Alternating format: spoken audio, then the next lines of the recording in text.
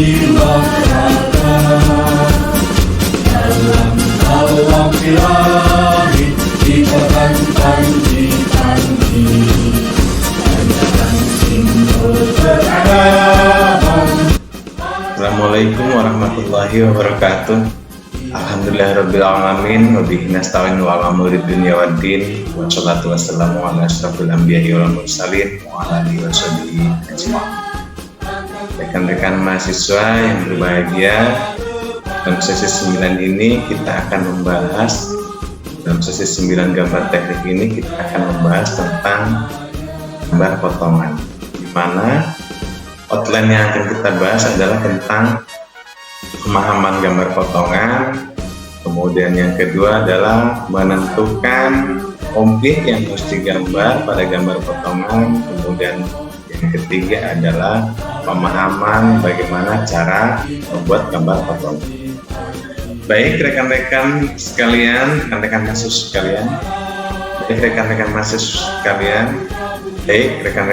sekalian, kita akan share materinya terlebih dahulu agar kita lebih mudah memahami dalam pembahasan di sesi 9 ini. Oke, ini adalah outline materi yang kita sebutkan tadi.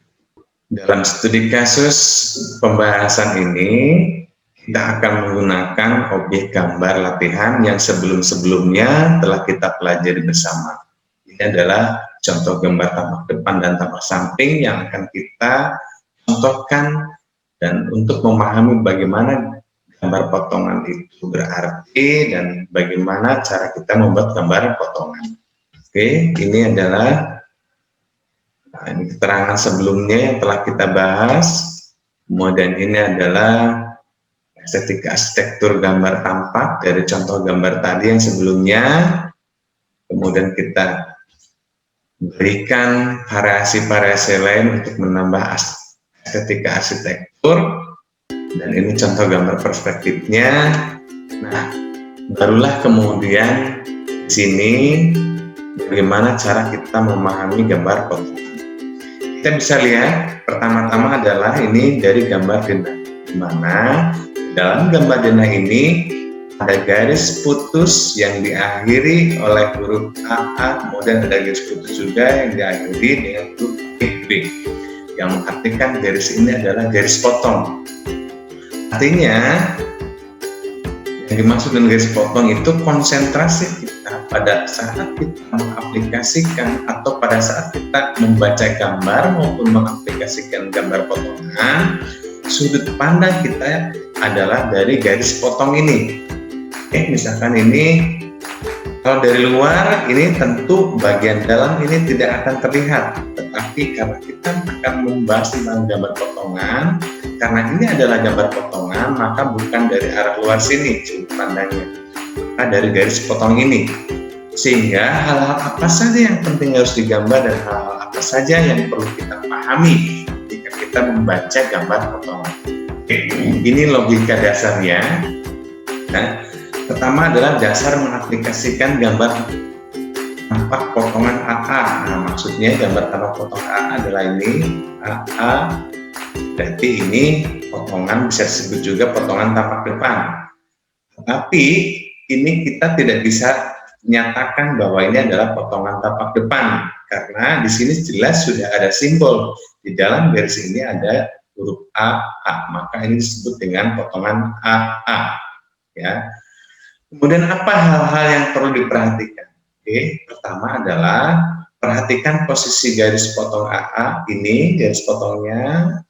Kemudian yang kedua, poin B-nya adalah mengaplikasikan gambar potongan AA berarti sudut pandang dimulai dari garis potong AAP.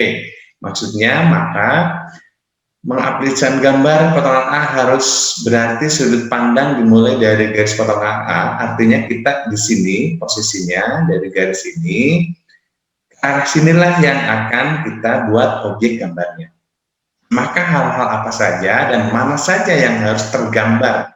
Nah, mana saja yang harus tergambar adalah hal-hal yang terlihat dari garis ini. Berarti dinding ini harus tergambar, dinding kamar mandi ini harus tergambar, kemudian ada dinding di sini sedikit ini untuk kamar belakang juga harus tergambar. Kemudian jendela ini yang tidak terhalangi oleh dinding ini, jika kita garis lurus seperti ini, nah maka gambar jendela dan dinding dan jendela ini pun harus tergambar dalam gambar potongan. Ya. Oke, contoh ini yang poin B, mengaplikasikan hal-hal yang seperti mengaplikasikan gambar potongan A, sudut pandang dimulai dari garis AA, berarti poin-poin inilah yang ditunjukkan yang perlu dibuat gambar. Nah ini. Nah, poin C adalah yang harus digambar pada tampak potongan AA adalah kondisi bangunan jika bangunan kita potong. Maka harus terlihat seluruh komponen bangunan pada posisi garis potong. Maka detail gambar atap, plafon, balok, dinding, seluruh fondasi, dan lain-lain harus tergambarkan. Nah, di sini di dalam gambar denah ini, kalau kita melihat gambar potongan, garis potong, melihat gambar garis potong, maka dinding yang terpotong ada dua, yaitu posisi ini dan posisi ini. Ini yang kita tunjukkan. Nah, posisi ini adalah dinding yang terpotong, kemudian posisi ini adalah dinding yang terpotong. Inilah dasar-dasar penting ketika kita mengaplikasikan gambar denah ke gambar potongan. Bagaimana kita mengaplikasikan gambar potongannya? Berarti tergantung gambar tampak awalnya denah ini seperti apa, ya, baik tampak depan maupun tampak samping. Maka gambar denah ini untuk kita lanjutkan menjadi sebuah gambar potongan menjadi penting informasi gambar tampak depan dan tampak samping seperti apa. Contohnya adalah seperti slide ini gambar tampak depan dan tampak samping ini. Kita tidak akan merubah dasar dari gambar tampak ini ke dalam gambar tampak potongan. Justru kita akan mengaplikasikan ketika gambar tampak ini dipotong sesuai dengan garis potong pada gambar denah, maka posisinya menjadi seperti apa. Itu adalah yang harus kita catat, yang harus kita perhatikan.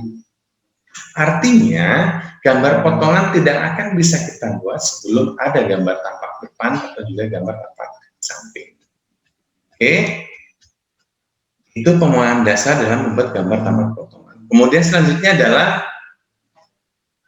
mengaplikasikan gambar denah ke potongan. Nah, ini potongan AA.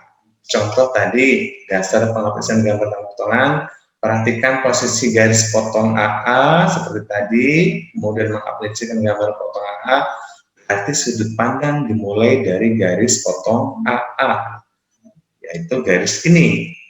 Ya.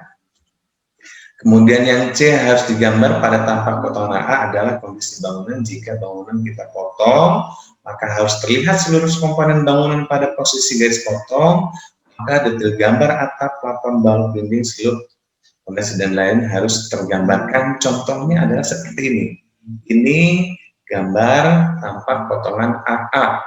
Jadi dari garis potong ini yang harus tergambarkan adalah, contoh ini adalah dinding yang terpotong, kemudian celupnya dan fondasinya. Sampai ke atas di sini ada balok, ada ring balok sopi-sopi, ya. Kemudian di dalamnya sini juga terlihat ada gambar bentuk plafon atau ceiling atau langit-langit. Nah, inilah gambar-gambar yang harus kita aplikasikan dari gambar potongan tadi. Ini area ini adalah dinding kamar.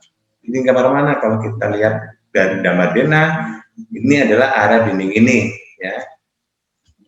Nah, maka inilah area dinding. Ini area dinding kamar mandi dan ini dinding kamar belakang yang tertutup sebagian oleh dinding kamar mandi. Dan inilah jendela belakang, dinding dan jendela belakang yang tidak terhalangi apapun dari garis potong. Maka ini dinding dan jendela ini wajib digambarkan. Yang selanjutnya ke bagian atas juga perlu kita gambarkan. Setelah dipotong, bentuk atap itu bentuk kuda-kudanya seperti apa dan lain sebagainya. Elevasi plafonnya berapa. Nah, hal-hal penting yang perlu disampaikan dalam gambar potongan ini adalah elevasi tentang elevasi ruangan, elevasi lantai, elevasi kusen jendela, dalam elevasi ring balok, elevasi plafon, kemudian elevasi atap dan lain sebagainya. Itulah hal-hal penting yang harus tergambarkan dalam gambar potongan. Nah, ini secara garis detail ya dijelaskan konsentrasi pada titik 1, sorry ini harus sampai titik 5 ya. Oke, titik 1 dan titik 5 adalah objek dinding terpotong yang harus dibuat gambar dari dasar fondasi sampai atap. Mana titik 1 dan 5? Titik 1 adalah ini, berarti dinding, teluk, fondasi, balok sampai plafon sampai ke atap, ini yang harus tergambarkan. Ini adalah titik potong 1. Berdasarkan gambar denah ini adalah dinding samping kiri dan ini dinding samping kanan. Maka titik 1 dan 5 ya adalah objek dinding terpotong yang harus dibuat gambar dari dasar fondasi sampai dengan atap. Kemudian titik 2, 3 harus ada garis nyata menunjukkan dinding kamar. Titik 2 ini maksudnya, titik 3 juga ini kamar depan, ini menunjukkan panjang dinding, lebar dinding dari sisi kiri sampai ke kanan adalah sampai di sini. Nah, ini adalah garis menyatakan batas dinding kamar depan. Kemudian yang nomor 3 ini adalah batas dinding kamar belakang. Kemudian titik 4 garis nyata menunjukkan dinding kamar belakang. Oke, ini ada yang kelewat 1. Titik 4 garis nyata menunjukkan dinding kamar mandi, maksudnya ini ya. Titik 4 ini menunjukkan garis dinding kamar mandi. Sebentar saya ubah terlebih dahulu. Garis 4 garis nyata menunjukkan dinding kamar mandi. Nah, garis 4 ini menyatakan garis dinding kamar mandi. Nah, seperti inilah gambarannya secara garis besar dalam kita mengaplikasikan gambar denah, gambar tampak ke dalam gambar potongan. Maka hal yang perlu kita perhatikan adalah di mana posisi gambar garis potong pada denah. Nah, itu hal-hal yang penting. Baik kita membuat gambar atau kita membaca gambar. Ketika kita membaca gambar, artinya ini adalah garis yang terpotong, ini garis yang terpotong. Setelah bangunan itu dipotong, maka bagian dalamnya adalah ini. Ya, seperti ini garis-garis ini yang ditunjukkan. Apabila sebuah bangunan terdiri dari 2 lantai, 3 lantai, atau 4 lantai, mungkin saja di dalam gambar potongan itu harus menampilkan gambar tangga. Ya. Nah, kebetulan ini gambar 1 lantai yang dijadikan contoh, maka di sini tidak ada tangga. Atau mungkin saja pada saat membuat gambar potongan itu perlu menampilkan dapur sehingga di sana ada meja dapur dan lain sebagainya. Nah, ini contoh gambaran potongan BB gitu ya. Potongan BB kalau kita lihat dari gambar denah, di sini ada garis potong B. Nah, maka yang terlihat yang harus digambarkan dari garis potong BB atau gambar potongan BB adalah seperti ini.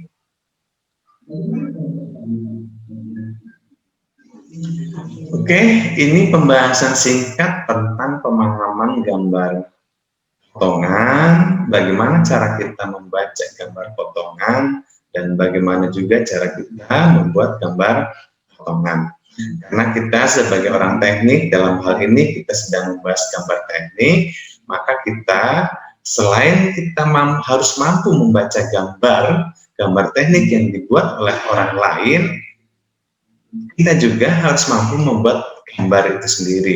Dan dalam hal ini kita konsentrasi dalam materi sesi 9 ini, konsentrasi terhadap pemahaman gambar potongan dan bagaimana cara mengaplikasikan gambar potongan. Demikian pembahasan sesi 9 yang bisa saya sampaikan. Kurang lebihnya mohon dimaafkan. Wabillahi taufiq wal hidayah. Wassalamualaikum warahmatullahi wabarakatuh.